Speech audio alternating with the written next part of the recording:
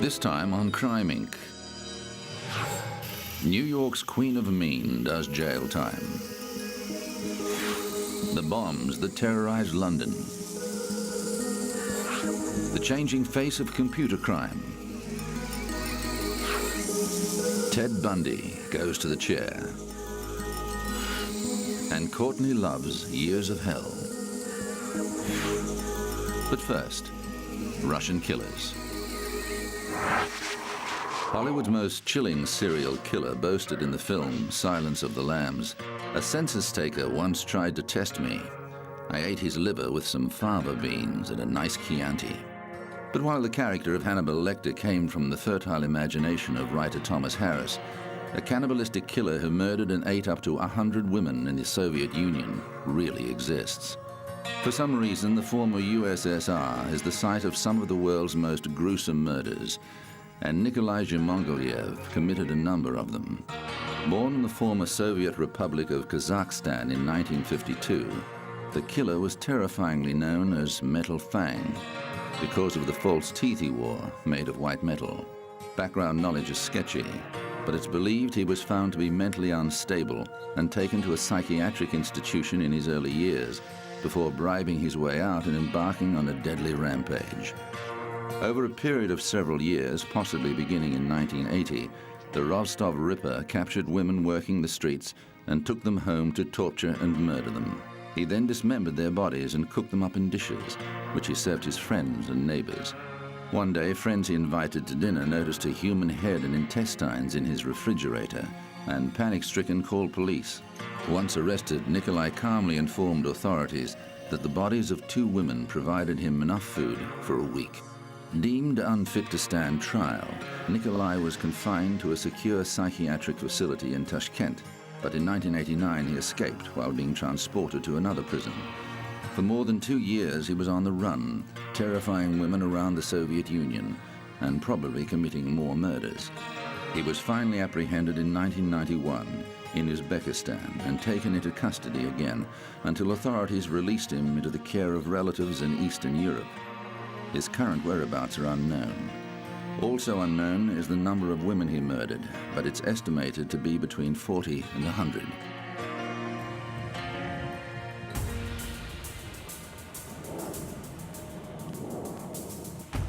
While police were able to bring Nikolai to justice, unfortunately, this wasn't the case for the victims of a serial killer operating in the Ural city of Perm. In 1995, police announced they were searching for a serial killer who had claimed his 7th victim in less than 3 months. The police announcement of yet another serial killer at large highlighted the extent to which tales of gruesome deaths had become an everyday part of life in Russia since the end of communist-era censorship. Police chief of the Perm region, Valentin Getsin, said the method of killing was consistent with that of a sex maniac. He said police were on full alert and looking for the criminal. The latest victim, a woman, was raped and stabbed in a lift. All the victims were found in the industrial workers' district of Perm, Montevelika, and the killer was never identified. The late 80s and early 90s saw a spate of opportunistic murders as killers took advantage of chaos in the legal system to avoid capture while spreading their trails of carnage. One of these men was Andrei Chikatilo, responsible for a huge number of sadistic murders. Chikatilo was born in 1936 after the famines that ravaged the Ukraine. However, this didn't stop him later spinning a story about how he once watched his brother being eaten by starving neighbors during the Great Grain Shortage. Chikatilo's first known murder was in 1978 when he abducted and attempted to rape a 9-year-old girl before stabbing her to death. Another man was executed for the crime, and Andrei was free to continue on his murderous way. But as bodies started turning up around the Moscow area, police set up a task force to find the killer. Several mentally disturbed men were savagely questioned by police and confessed under torture, but police were unable to finalize the case.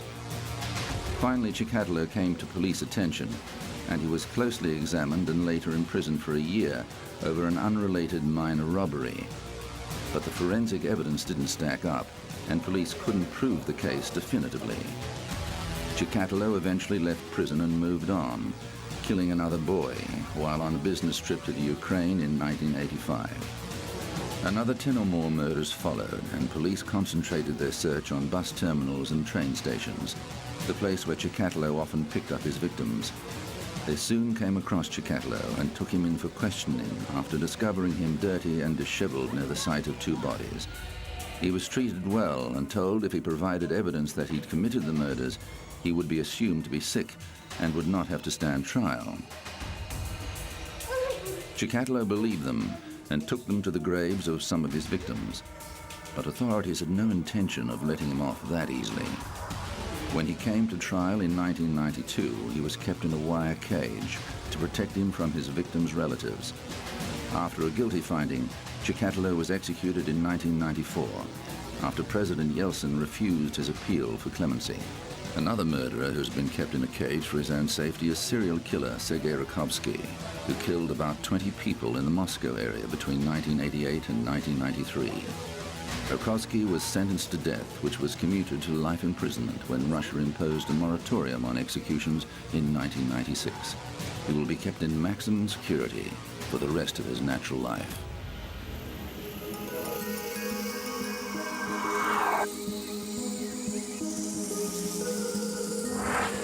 Coming up, computer crime.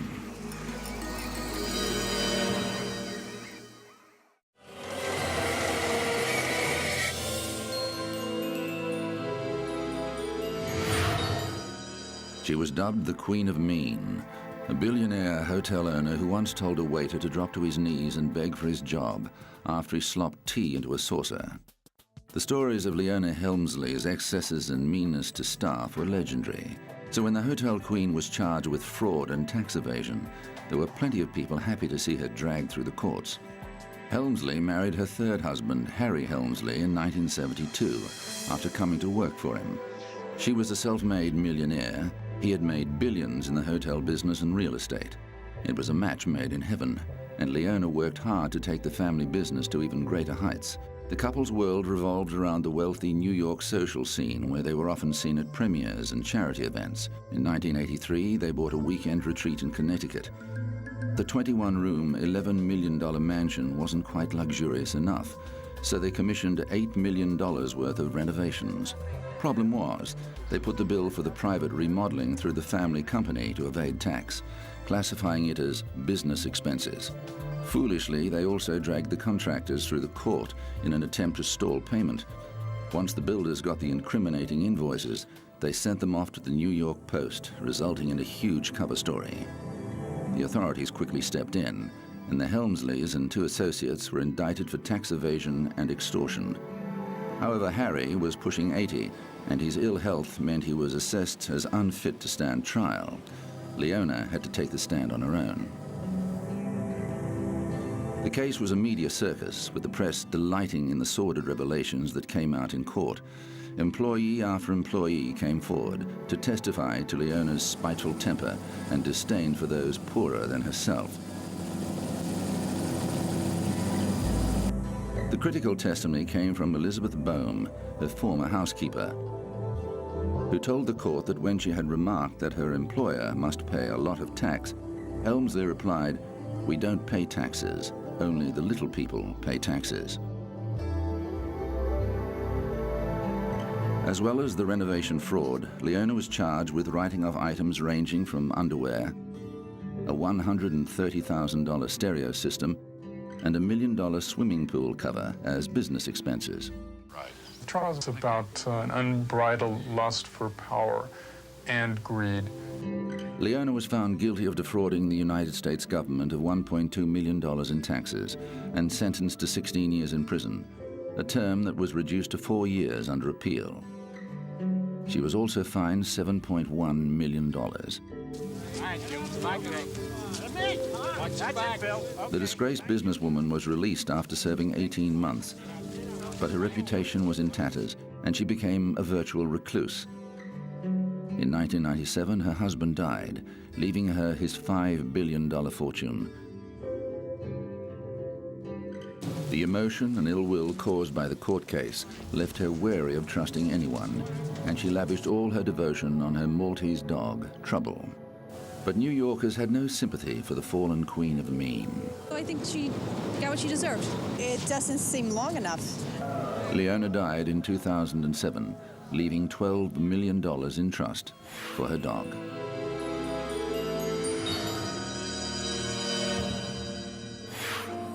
In 1994, a mysterious bomber embarked on a reign of terror, setting off 36 devices in Barclays Bank branches and Sainsbury's supermarkets across London over a period of 5 years. The only clue left by the bomber was a picture from the film Reservoir Dogs, with "Welcome to the Mardi Gras Experience" printed across it. I was in a travel shop next door to the Barclays Bank, just making inquiries about holidays, and I heard this bang, and I thought that it was nothing to be worried about. I thought it was a car backfiring or a bus backfiring. About 10 or 15 minutes later, a policeman came in and said, everybody stay in the shop. They were cordoning off the area because an explosive device had gone off. A huge police operation was mounted to catch the Mardi Gras bomber, but he eluded them for years. The attacks mounted up and several people were injured. It wasn't until the bomber attempted to cash in on his notoriety and demanded cash from Sainsbury's that police were able to bait a trap. They arrested 61-year-old Edgar Pierce and his brother Ronald after an extensive surveillance operation. At his trial, Edgar was found to have carried out the bombings alone and was sentenced to 21 years behind bars. Ronald was convicted of possessing a stun gun and sent to jail for a year. Police believe Edgar's motive was greed and desire for attention. When they raided his house, they found a stash of weapons and many photos of women shoppers. Edgar's defense argued in court that their client suffered from Binswanger's disease, a form of dementia.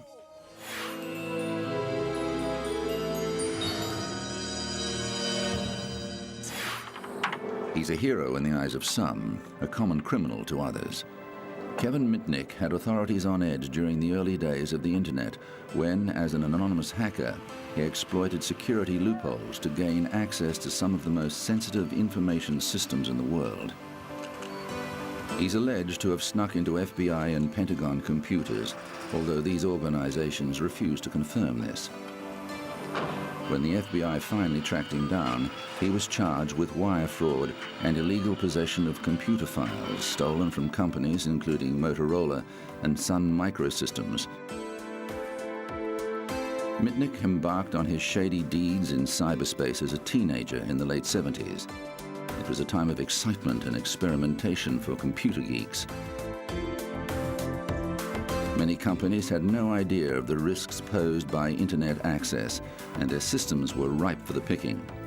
Mitnick led police on a 2.5-year chase that resulted in what the U.S. Assistant District Attorney labeled a countrywide hacking spree. He was captured in 1995 and served 5 years in a federal prison. Hacking for fun has been the norm up till now, but with more companies joining the internet, it's becoming a situation of profit for gain, hacking for gain. Industrial espionage via the internet is going to become a major concern over the next few years. Mitnick and his hacker friends were not interested in making money out of their exploits. For them, it was the thrill of the chase and the challenge of cracking government and industry's most sensitive systems. But since then, the internet has become the world's most powerful communication tool. The security risk posed by a small number of experts has become much more intense as millions of people log on to the World Wide Web. Since his release from prison, Mitnick has put his skills to good use as a security consultant, a profession that has become an essential resource for companies doing business on the web. Unfortunately, experts say people have been slow to realize the risk they face from internet criminals, whose motivation is simply greed. Today's computer con artists send out millions of spam emails to try and lure unwary recipients into giving out their financial details. Use of spyware that secretly installs itself on your computer and gives hackers unauthorized access is also on the increase. One of the reasons for that, of course, is the attackers are increasingly trying to use our machines to attack others. Extortion, spammers, adware, spyware, they're just some of the many examples of how they're using these compromised machines today. Experts warn that the rise in popularity of internet-enabled cell phones means users need to protect their information even more carefully. We look at this as being a future area. If you've got a smartphone, you should certainly consider the type of information you're storing in that smartphone, the type of e-commerce transactions, and consider getting security protection, also maintaining patches and also password protection. Worms are increasingly invading next-generation phones, PDAs, and other mobile devices that have email and web browsers. Internet security firm Symantec predicts that future attacks on computers and phones will come embedded in audio and video images, and that the use of adware and spyware will increase. Security breaches are estimated to cost British businesses £10 billion a year, so information security has become big business, with thousands of pieces of malicious code making their way through the world's computer networks. It's never been more important for businesses to secure their information.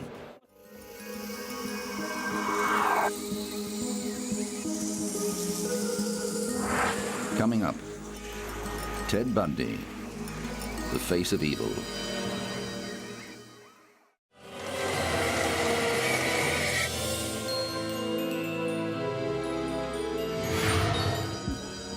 Good-looking, smooth-talking, and a high achiever, Theodore Ted Bundy gave family and friends no hint of the depravity that lurked under his wholesome facade. The law student who volunteered on the Seattle Crime Prevention Advisory Committee and worked for the Republican Party raped and murdered more than 30 women during a rampage that lasted 4 years and spanned several states. But it wasn't until he moved on to Utah and Colorado, where he killed several more women, that Bundy was finally taken into custody. However, he escaped twice, and the second time slipped the net and reached Florida, where he murdered 2 women at Florida State University. His final victim was 12-year-old Kimberly Leach. Bundy was on his way out of Florida when he was pulled over by police for driving a stolen Volkswagen. This time there was no escape. The officer recognized him as one of the FBI's most wanted criminals, and he was taken to Tallahassee to stand trial for his latest crimes. As a law student, Bundy insisted on defending himself and reveled in the attention. He pleaded not guilty, but was convicted on the basis of witness testimony and identification of bite marks left on the victims' bodies.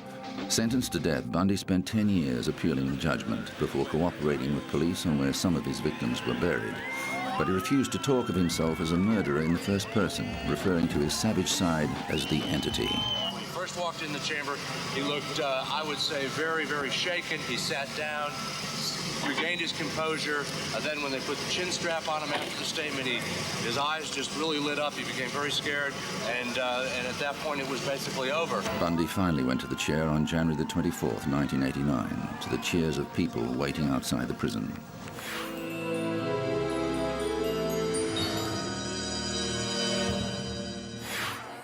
In her 2006 memoir, Dirty Blonde, The Diaries of Courtney Love, the author writes, "I've scrubbed clean the mud and rags of 2000 to 2005, 5 years of hell." And as she steps out for media engagements these days, it certainly does seem that the rock musician has finally won the battle with drugs that saw her in and out of court for 5 years. The suicide of Love's rock star husband, Nirvana lead singer Kurt Cobain, in 1994 hit her hard, and her illegal drug use spiraled out of control. In 2003, Love hit the headlines when California police arrested her for felony drug possession. When she arrived at court, the tabloid press saw her as fair game, and one reporter provoked her by asking if she'd had her husband murdered. Love was arrested after police caught her breaking windows at a boyfriend's Los Angeles home in the middle of the night. Hours later, she was rushed to hospital for what was described as a medical emergency. Love temporarily lost custody over her 11-year-old daughter, Frances Bean Cobain, after her arrest. She pleaded guilty to a misdemeanor charge of being under the influence and was sentenced to a drug rehabilitation program. But before long, Love was back before a judge, accused of assaulting a woman who was sleeping on a couch at her boyfriend's house. The court gave Love the opportunity to mend her ways and placed her on probation. The musician also continued to write and record music, releasing a critically acclaimed solo album and touring with her band. But behind the scenes, her life was unraveling. A cocaine addiction distracted her from her financial affairs, and she mysteriously lost millions of dollars from her investments, a case still being investigated by the FBI. Love said she believes people close to her were involved and that they did it because they thought she was close to death. But by January 2005, Love had regained custody of her teenage daughter, although she still had to front up to court where she pleaded no contest to the misdemeanor assault charge and guilty in a case involving a forged prescription. The following month, Love was back in court, admitting that she violated her probation by taking drugs again. Los Angeles Superior Court Judge Rand Rubin told the 41-year-old celebrity that he was very disappointed in her actions and had planned to send her to jail before attorneys convinced him she should enter a chemical dependency center instead. He sentenced her to 180 days in custody for violating her probation in 3 criminal cases. The judge also warned Love her behavior was not something to joke about, a comment possibly provoked by Love's appearance on a Comedy Central roast for Pamela Anderson, where she sent up her sobriety. The previous year, Love had made an infamous appearance on David Letterman's talk show, where she bared her breasts and talked in such a rambling way that Letterman had to bring the interview to a premature close. That night, she was arrested at a gig for tossing a microphone stand into the crowd and injuring a fan. I do want you to know that I am very disappointed. I have read all of the reports. I know the statements you made. I understand that drug addiction is a disease. I can't force you to be successful in getting off drugs. Your lawyers can't force you to get off drugs. 3 courts have tried now to help you get off drugs, and I am disappointed because you're not clean and sober, okay? And it certainly is not something to joke about. My belief was that you need to go to the county jail, and I really planned on taking you in today because I think that you need to hit rock bottom before you make a decision what you're going to do in the future.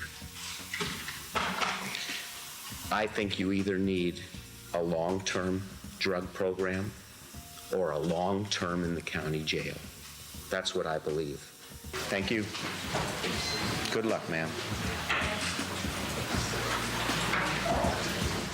It was the wake-up call Love needed. She spent a month in a drug treatment facility and was back in front of Judge Rubin 3 months later.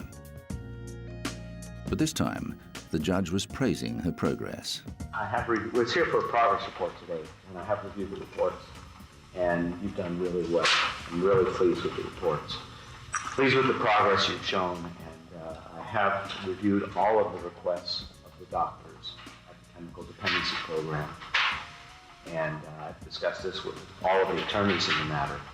I am going to make the remaining 60 days of the Chemical Dependency Program to, in fact, be served as an outpatient program, not to be out of the house past 10 o'clock p.m., and all other terms and conditions of the probation and the 2 DEJ matters will remain in full force and effect. Rubin placed several conditions on Love's release from the live-in program. They included random checks twice a week for drug and alcohol, staying out of places where alcohol was the chief item of sale, and a 10 p.m. curfew. She was also ordered to continue counseling and therapy. In the years since, Love has recorded another album, consolidated her finances, and pursued an acting career. She seems to have put the 5 years of hell well behind her.